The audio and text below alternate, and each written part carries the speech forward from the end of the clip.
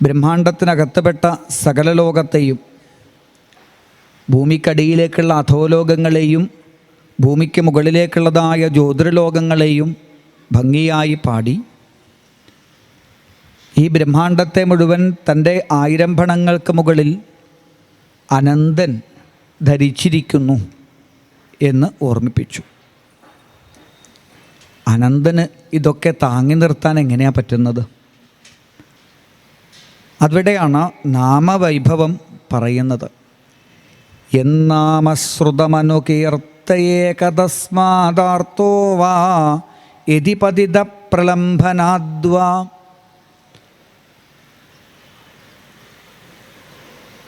ഭഗവാന്റെ നാമജപം നമുക്ക് താങ്ങാൻ പറ്റുന്ന അല്ലെങ്കിൽ താങ്ങാൻ പറ്റാത്ത ദുഃഖത്തെ താങ്ങാൻ നമുക്ക് ശക്തി തരുന്നില്ലേന്ന്.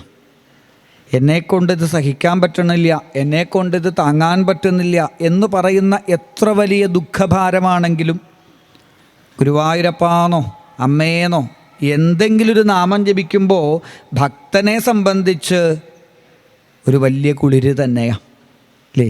ഉച്ചവെയിലിന് ടാറിട്ട റോഡിൻ്റെ മുകളിൽ കൂടി നടന്നു പോകുമ്പോൾ വഴിയിലൊരു മരത്തിൻ്റെ ചുവട്ടിലേക്ക് എത്തുമ്പോൾ കിട്ടുന്ന ഒരാശ്വാസമില്ലേ. അപ്പം ഇതുപോലെ ഭക്തനെ സംബന്ധിച്ച് ഭഗവാന്റെ നാമം ആ ദുഃഖത്തെ താങ്ങി നിർത്താൻ ശക്തി തരുന്നുണ്ടെങ്കിൽ അതേ നാമജപം തന്നെയാണ് അനന്തമൂർത്തിക്ക് ഈ ബ്രഹ്മാണ്ടത്തെ താങ്ങാൻ ശക്തി പകരുന്നത്. 1000 നാവകളെ കൊണ്ടും സദാസമയവും ആ അനന്തമൂർത്തി ഭഗവാന്റെ മഹിമകളെ പാടിക്കൊണ്ടിരിക്കുന്നു എന്ന് അവിടെ ഓർമ്മിപ്പിച്ച് കിമന്യൽ കഥയാമ ഇതി. പരീക്ഷത്തെ, ബ്രഹ്മാണ്ടത്തിനകത്തുള്ള എല്ലാ സ്ഥലങ്ങളെക്കുറിച്ചും ഞാൻ പറഞ്ഞു കഴിഞ്ഞു, ഇനി അങ്ങയ്ക്ക് എന്താ കേൾക്കാനുള്ളത് എന്ന് ചോദിക്കുമ്പോഴാണ് പരീക്ഷിത്ത് പറഞ്ഞത്, ഗുരുനാഥ, ബ്രഹ്മാണ്ടത്തിനകത്തുള്ള എല്ലാ സ്ഥലത്തെയും അങ്ങ് പറഞ്ഞു, പക്ഷേ ഒരു സ്ഥലത്തെ അങ്ങ് വേണ്ടതുപോലെ പറഞ്ഞില്ല. അല്ല, പറഞ്ഞിട്ടേ ഇല്ല. ഏത്? നരകാനാമ ഭഗവൻ. നരകം എന്നുള്ള ഒരു സ്ഥലം അതുള്ളതാണോ? ബ്രഹ്മാണ്ടത്തിനകത്തുള്ള എല്ലാ സ്ഥലവും പറഞ്ഞിട്ടും അങ്ങ് പറയാണ്ടിരുന്നപ്പോൾ എനിക്ക് സംശയം, ബ്രഹ്മാണ്ടത്തിന് പുറത്താണോ നരകം? അല്ല, അങ്ങ് പറയാൻ വിട്ടുപോയതാണോ? അതല്ല, വെറുതെ മനുഷ്യനെ പേടിപ്പിക്കാൻ നരകത്തിൽ പോണ്ടി വരും കേട്ടോ എന്ന് പറഞ്ഞ് പേടിപ്പിക്കാനാണോ നരകം? എന്താണ് നരകം? എവിടെയാണ് നരകം? എന്താ അവിടുത്തെ സ്ഥിതി?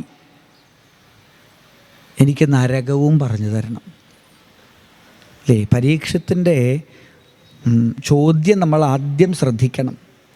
ഗംഗാതീരത്തേക്ക് ശുഖബ്രഹ്മർഷി വന്നപ്പോൾ പരീക്ഷത്ത് ചോദിച്ച ചോദ്യം എന്താ? പുരുഷസ്യേഹ യൽക്കാര്യം മ്രിയമാണസ്യ സർവഥ. മരണമുള്ള ഒരു വ്യക്തിയുടെ കർത്തവ്യമെന്ത്? യൽ ശ്രോതവ്യം അഥോ ജപ്യം യൽ കർത്തവ്യം നൃഭിപ്രഭോ സ്മർത്തവ്യം സ്മരണീയം വാ ബ്രൂഹി യദ്വാ വിപര്യം. എന്ത് കേൾക്കണം, എന്ത് ഭജിക്കണം, എന്തിനെ സ്മരിക്കണം, ആരെ ആശ്രയിക്കണം, ആരുടെ നാമം ജപിക്കണം, ഇതിനൊക്കെ വിപരീതമായതും പറഞ്ഞു തരണം അല്ലേ. പരീക്ഷത്ത് ചോദിക്കുന്നത് വേണ്ടുന്നതും പറഞ്ഞു തരണം,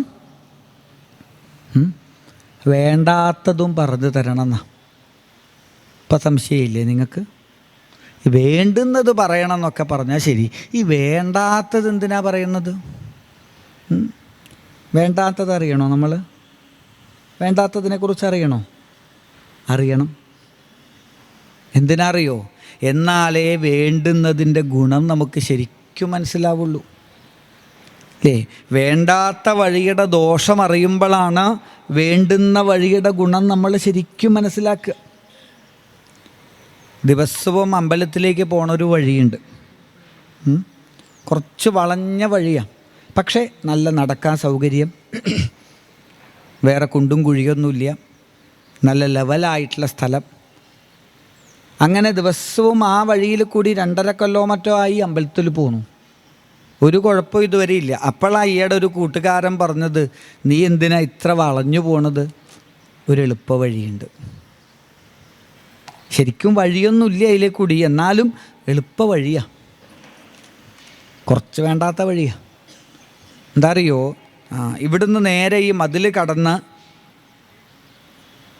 അപ്പുറത്തെ പറമ്പിൽ കൂടിയിട്ട് നേരെ പോയി കഴിഞ്ഞാൽ അവിടെ അടുത്ത മതിലുണ്ട്. ആ മതിലും ചാടി കയറി ഇറങ്ങി കുറച്ച് മുമ്പോട്ട് പോകുമ്പോൾ ഒരു കുഴിയുണ്ട്.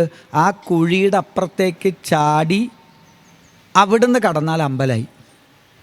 നീ ഇങ്ങനെ പോകുന്ന സമയം കൊണ്ട് 3 തവണ അമ്പലത്തിൽ പോയിട്ട് വരാം.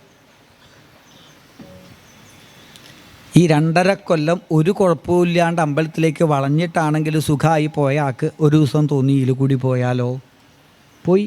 എന്നിട്ടോ ചാടി ഇവൻ പറഞ്ഞ കുഴിയിൽ തന്നെ വീഴുകയും ചെയ്തു. ഇപ്പം മനസ്സിലായി എന്ത്? ഇപ്പം 2 കാര്യം മനസ്സിലായി. ഒന്ന് ഇത് വേണ്ടാത്ത വഴിയാണെന്ന് ശരിക്കും മനസ്സിലായി. മറ്റൊന്ന് വേണ്ടുന്ന വഴിയുടെ ഗുണം ശരിക്കും മനസ്സിലായില്ലേ? എപ്പോൾ? വേണ്ടാത്ത വഴിയുടെ ദോഷം മനസ്സിലായപ്പോൾ. അപ്പോൾ പരീക്ഷിത്ത് വേണ്ടാത്തതും പറഞ്ഞു തരണം. എന്തിനാ നരകത്തെ പറയണതെന്നറിയോ? നരകത്തെക്കുറിച്ച് പാടി അടുത്തതിന് എന്താ?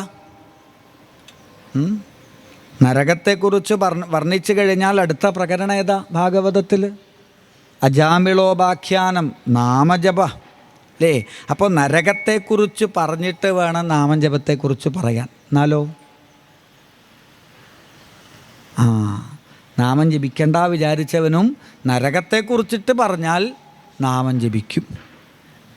അതുകൊണ്ടാണ് നാമം ജപം ആദ്യം വച്ചത്. നാമം ജപിച്ചിട്ട് അല്ലെങ്കിൽ നരക വർണ്ണന ആദ്യം വച്ചതിന് കാരണം ഈ നരകത്തിൻ്റെ ദോഷങ്ങൾ നല്ലോണം മനസ്സിലാക്കുമ്പോഴാണ് നമ്മൾ നാമജപത്തിൻ്റെ മാഹാത്മ്യം നന്നായിട്ട് ഉൾക്കൊള്ളുക.